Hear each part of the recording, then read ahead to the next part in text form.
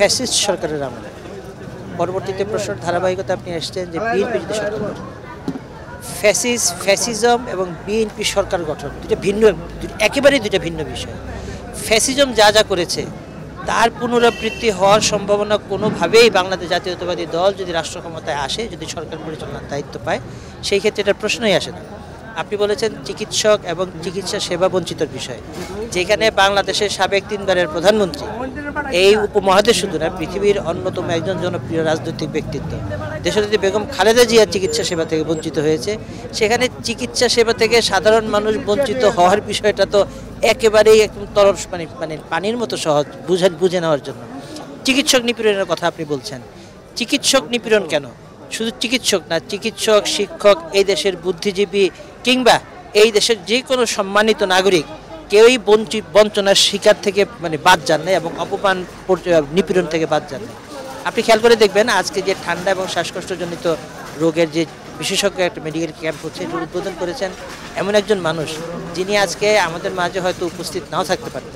সুতরাং নিপীড়ন কাহাকে বলে, ফ্যাসিজম কাহাকে বলে, নির্যাতন কাহাকে বলে, যেটা বাংলাদেশের মানুষ গত 17 বছর দেখেছে বলেই পৃথিবীর ইতিহাসে অন্যতম একটা ঘটনা ঘটিয়ে ফেলেছে, অসম্ভবকে সম্ভব করে ফেলেছে।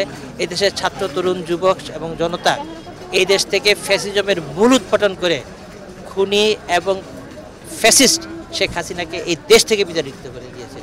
ইনশাআল্লাহ আগামীতে আপনারা জানেন দেশনায়ক তারেক রহমান এবং বিএনপি 31 দফা প্রণয়ন করেছে রাষ্ট্রযন্ত্র পুনর্গঠনের জন্য।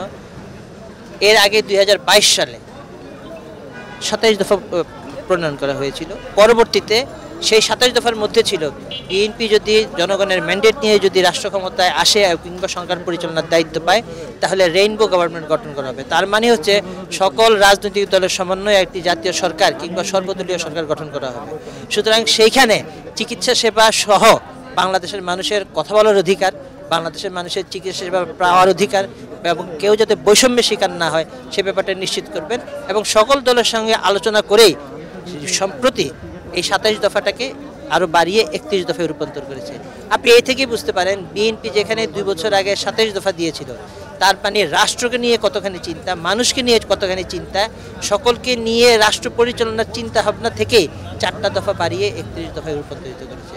সুতরাং ইনশাল্লাহ মানুষের যে প্রত্যাশা, সেই প্রত্যাশা ইনশাল্লাহ আগামী দিনের রাষ্ট্রনায়ক বেগম খালেদা জিয়া এবং তারেক রহমানের নেতৃত্বে যে জাতীয়তাবাদী সরকার গঠন হবে, তারা মানুষের সেই অধিকারকে নিশ্চিত করবে, মৌলিক অধিকারকে নিশ্চিত করবে এবং মৌলিক অধিকারের ভিতরে যেহেতু স্বাস্থ্যসেবা পড়ে সেটা অটোমেটিক।